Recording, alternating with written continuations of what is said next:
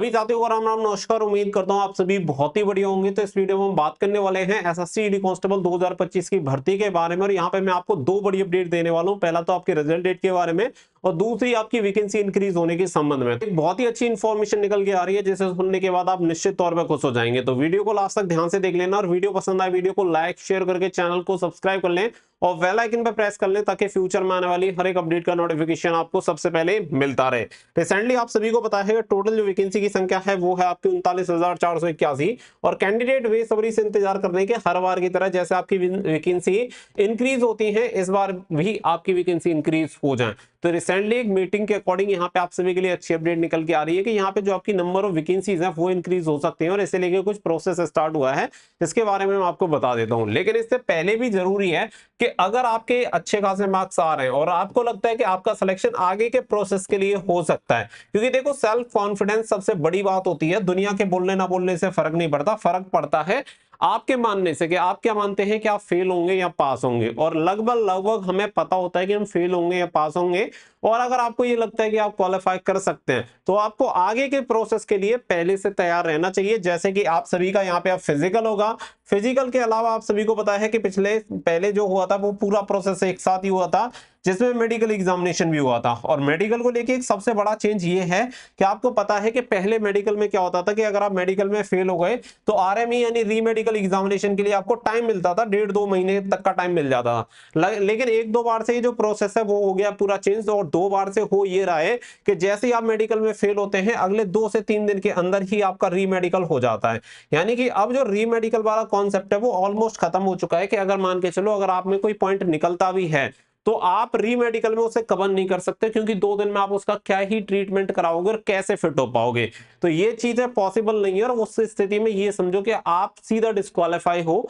बहुत ही कम rare chance है कि आप क्वालिफाई कर पाओ, क्योंकि मेडिकल में पॉइंट बनेगा तो 2 से 3 दिन के अंदर बच्चा क्या करेगा। तो सबसे जरूरी है कि अगर आपको फौज पुलिस में भर्ती होना है तो आपको इस चीज के लिए पहले से तैयार रहना चाहिए। इसके लिए one of the best option आप सभी के पास हो सकता है कि आप अपना प्री मेडिकल एग्जामिनेशन करवा लें। अगर प्री मेडिकल टेस्ट अगर आप करवा लेंगे तो आपको पता रहेगा कि क्या पॉइंट है और क्या नहीं है। और ये रिलायबल जगह से करवाओ, वो आपके लिए जरूरी है, क्योंकि बहुत सारी चीजें हैं, कहीं पे सही भी हो सकता है कहीं पे गलत भी हो सकता है, लेकिन एक रिलायबल जगह करवाओ जहां पे आपको कोई दिक्कत ना हो, तो वो आपके लिए बेस्ट रहेगा। जैसे कि अगर मैं बताऊं तो अभी रिसेंटली यहाँ पे मैंने एक के बारे में देखा है, ये हॉस्पिटल है आपका Solanki hospital pre medical centre आपको मिल जाएगा, जो कि रोहतक ग्वालियर रोड आगरा में आपका स्थित है, जिसका कॉन्टैक्ट नंबर आप देख सकते हैं 8104080258। ये कॉन्टैक्ट नंबर दिया गया है जहां पे आप कॉल करके भी इसके बारे में इंक्वायरी कर सकते हैं और पूरी इंफॉर्मेशन ले सकते हैं। इसमें आपको एसएससी जीडी का हो गया, आर्मी का हो गया, एयरफोर्स का हो गया, पुलिस बीएसएफ आरपीएफ या जो भी आपके सीएपीएफ एग्जामिनेशन या जो भी भर्ती है जिनमें भी मेडिकल एग्जामिनेशन होते हैं उन सभी का ये मेडिकल एग्जामिनेशन करवाते हैं। और मेडिकल से संबंधित सारी परेशानियों की सर्जरी भी की जाती है, क्योंकि सबसे मेन चीज ये है कि ये प्री मेडिकल सेंटर के साथ साथ हॉस्पिटल भी है। तो अगर कैसी भी कोई भी परेशानी होती है तो ये आपका ट्रीटमेंट भी करवाते हैं, जिसमें अगर कोई चीज ट्रीटमेंट से ठीक हो सकती है तो ठीक है, सर्जरी से हो सकती है तो भी ठीक है, तो उस अकॉर्डिंग आपका जो भी सॉल्यूशन होता है वो आपको मिल जाता है। जिसमें आप देखेंगे कि इनके पास एक अनुभवी टीम है जिसमें हर एक के लिए एक स्पेशलिस्ट डॉक्टर होगा जो आपका चेकअप करेगा। और यहाँ पे सारे जो टेस्ट होते हैं वो सभी टेस्ट आपके करवाए जाएंगे और ये इनका हॉस्पिटल है। अब यहाँ पे कुछ बच्चे पूछेंगे तो देखो यहाँ पे इनका एक चैनल भी है जहाँ पे आप सब्सक्राइब करके यहाँ पे बच्चों के कुछ रिव्यू वगैरह हैं वो भी देख सकते हैं। अगर मैं बात करूं कि एसएससी जीडी, अगर आप एसएससी जीडी के लिए प्री मेडिकल टेस्ट करवाना चाहते हैं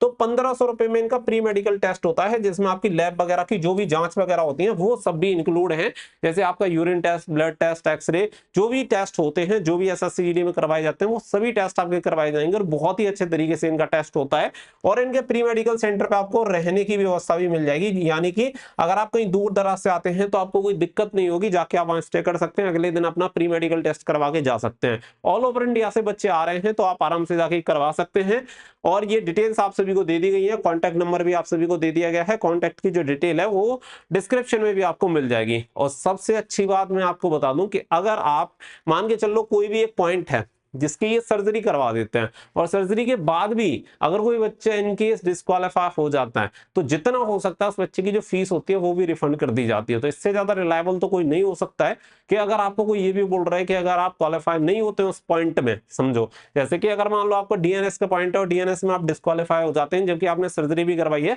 उस कंडीशन में ये आपकी फीस भी रिफंड करते हैं, और फीस मतलब जितनी पॉसिबल हो पाती है उतनी कर देते हैं, क्योंकि डॉक्टर्स वगैरह की भी फीस जाती है, तो वो सारी चीज उसके अकॉर्डिंग आपको बता दी जाती हैं। अब यहाँ पे कुछ चीजें हैं जैसे कि आप सभी की रिजल्ट की बात आती है, क्योंकि इसी के अकॉर्डिंग आप अपनी तैयारी करेंगे। तो यहाँ पे देखो आपका जो रिजल्ट डिक्लेयर होना है वो 25 अप्रैल तक आपका जो रिजल्ट है वो डिक्लेयर हो जाएगा, लेकिन इसमें अब थोड़ी देरी भी हो सकती है, और देरी का कारण अच्छी बात है कि अगर इसमें देरी होती है तो देरी का रीजन मैं आप सभी को बता देता हूं, वो है आपकी वैकेंसी इंक्रीज होना। अब मैं ऐसा क्यों कह रहा हूं अभी जस्ट आप सभी को समझ में आ जाएगा कि यहाँ पे आपकी जो वैकेंसीज हैं वो इंक्रीज भी हो सकती हैं। इसके लिए रिसेंटली एक मीटिंग हुई थी जिसमें सीएपीएफ की जो वैकेंसीज हैं वो सभी का जो डेटा है वो यहाँ पे कलेक्ट किया गया है, और 31 मार्च तक हर साल यही होता है कि हर साल की जो वैकेंसी होती है 31 मार्च तक का पूरा डेटा कलेक्ट किया जाता है कि इसमें कितनी वैकेंसी आपकी वैकेंट है और पिछले साल में, पिछले वित्तीय वर्ष में कितनी वैकेंसी भरी गई है, उसके अकॉर्डिंग ही जो बजट वगैरह होता है वो भर्तियों को करवाने के लिए बनता है। हर एक फोर्स का अलग अलग, उसी के अनुसार ये जो सारी चीजें हैं वो तैयार हो चुकी है कि इतनी पोस्ट हमारी वैकेंट है, इतनी वैकेंसी का, क्योंकि 2026 में आने वाली वैकेंसीज हैं उसका भी अनाउंसमेंट ऑलरेडी हो चुका है, तो एसएससी को उसके बारे में भी बताया जा चुका है। अब वो वैकेंसी 2026 में कितनी आएंगी, उसके बाद वैकेंसी कितनी वैकेंट है, उसके अकॉर्डिंग जो डेटा है किया जा रहा है तैयार, और जैसे ही वो डेटा पूरा तैयार हो जाएगा उसके बाद ये क्लियर हो जाएगा कि 2026 वाली जो भर्ती है जो आई थिंक आपकी अक्टूबर नवंबर में निकाली जानी है, उसकी वैकेंसी के बाद कितनी वैकेंसी बचती है, तो उन वैकेंसी को इस वाली जो आपकी भर्ती है रिसेंट 2025 वाली 39,481, इसमें आपकी वैकेंसी में बढ़ोतरी हो सकती है, और हो सकता है कि करीब करीब 10-11 हजार यानी लगभग 50,000 तक आपकी ये वैकेंसी पहुंच सकती है, और ये चीजें जल्दी ही आपको देखने के लिए मिलेंगी।